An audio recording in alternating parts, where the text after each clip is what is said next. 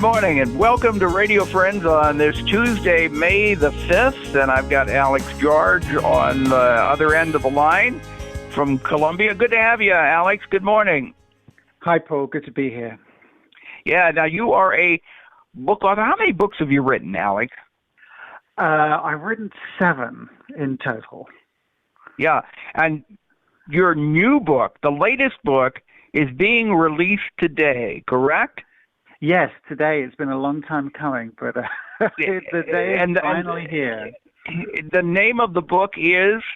It's The Paris Hours. And what is The Paris Hours about? So it's a novel, and it takes place over the course of one hot summer's day in Paris in 1927.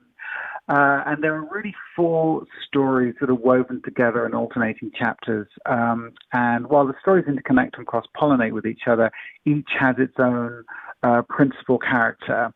There's a lovesick painter who's hopelessly in debt, and there's a refugee from the Armenian genocide who performs puppet shows for the children of Paris in his native language. There's a writer who sort of wanders the streets searching for his missing daughter. And then finally, there is the maid of the writer Marcel Proust. And are you saying this takes place in one day? Yes, the whole book. It begins very early in the morning and it ends very late in the following night. So it's really sort of 24 hours. Yeah, now that's unusual for a book, isn't it? To take place in a 24-hour period? Yes, it is. It's unusual and it's very difficult to do. I discovered halfway through. People keep saying, what on earth gave you that idea? And I wish I knew, but halfway through I would be sort of gnashing my teeth because it's quite hard. And there are lots of flashbacks, but it's important to sort of keep the chronology going. And it was not easy, but it was fun though, and I think people have enjoyed it. So it's a little different. So it's set in did you say 1927? Yes. 1927, a hot day in Paris. So why should people buy this book today?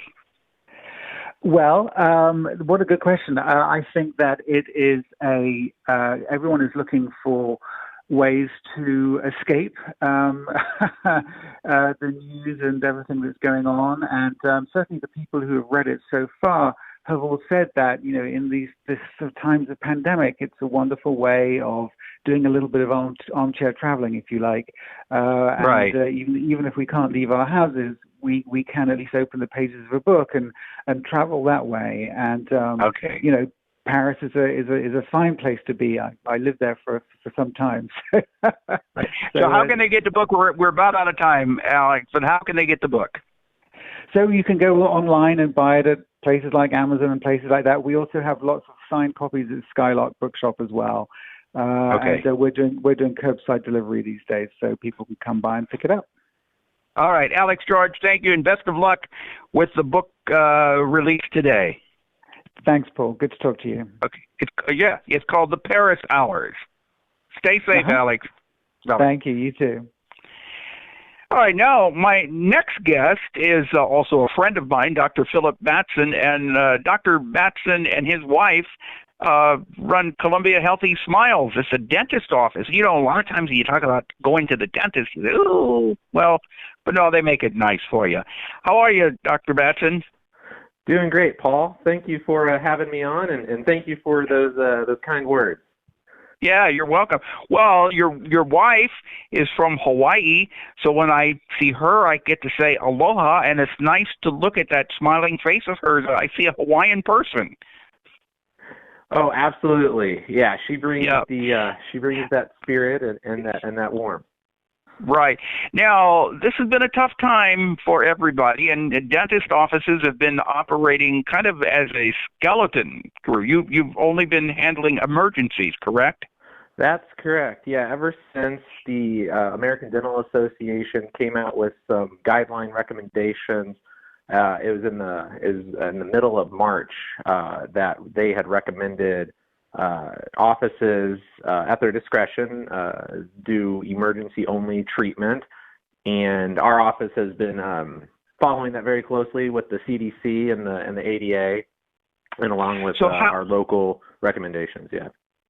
So now you're in the process of trying to get back to as close as normal as possible, but you're doing it in stages. Yeah, as Governor Parsons, he began to release his Reopening Missouri plan, and it looks like they're going to leave that discretion up to localities and states and things like that as we move on from moving out of emergent care only, and kind of gradually begin to phase back in kind of the regular dental office visits and treatment as people know it. Right. In the meantime, what's the most important thing that you can pass along to people about taking care of their teeth in between the regular 6-month cleanings? And maybe it's more than 6 months now because we've had the stay-at-home order. What do we need to do? Absolutely, yeah. Especially those, like you mentioned, those people who maybe got hit right at the beginning where their 6-month, checkups are getting pushed out 8 or 9 months potentially. The best things to do are to brush twice a day for 2 minutes each time. Or after every meal. So if they want to throw in an extra little brush after lunch, that's great too. And make sure to floss at least once a day.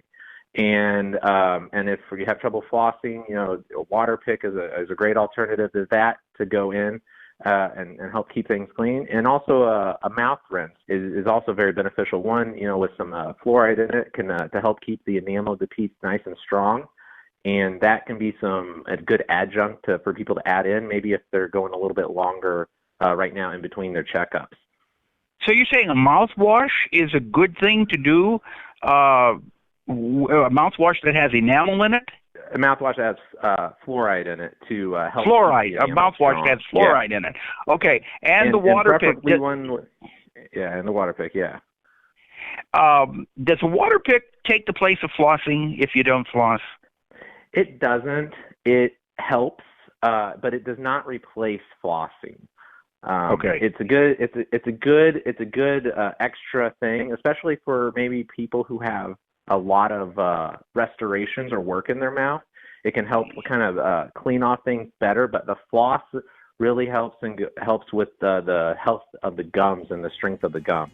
So we don't want people to only water pick and not floss. Dr. Philip Batson, we're out of time. Columbia Healthy Smiles. What's your phone number if people want more information? Our phone number is 573-875-7071, and we also have a website at columbiahealthysmiles.com. Okay. Aloha to you and your wife. Thank you, Philip. Thank you, Paul. Aloha.